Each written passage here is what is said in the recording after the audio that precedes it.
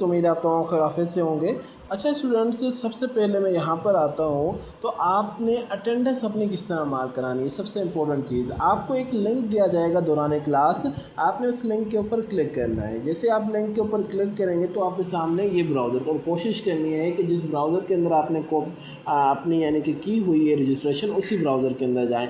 और आपने अगर अभी तक रजिस्ट्रेशन नहीं कराई हुई तो जो भी आपका एडमिशन मैनेजर है उनसे आपने वेबसाइट का लिंक लेकर आपने अपनी रजिस्ट्रेशन कंफर्म करानी है। अब अटेंडेंस किस तरह मार्क करानी है, सबसे पहले ये देख रहे हैं क्लासेस का, आपने यहाँ से क्लास को सिलेक्ट करना है। जैसे मेरी फर्स्ट क्लास ही कंटेंट राइटिंग की, तो मैं यहाँ से इस क्लास को सिलेक्ट करूँगा।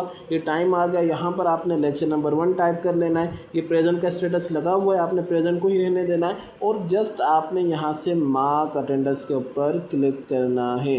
जैसे ही आप मार्क अटेंडेंस करेंगे ऑटोमेटिकली आप देखें ये क्लास मैंने पहले से की हुई थी। अगर मैं इस क्लास को चेंज करूं और साथ में यहाँ से हम अब मार्क अटेंडेंस करें तो अब देखें हमारी अटेंडेंस मार्क हो गई। तो इस तरह से हमने अपनी अटेंडेंस को मार्क कराना है। जज़ाकल्लाह।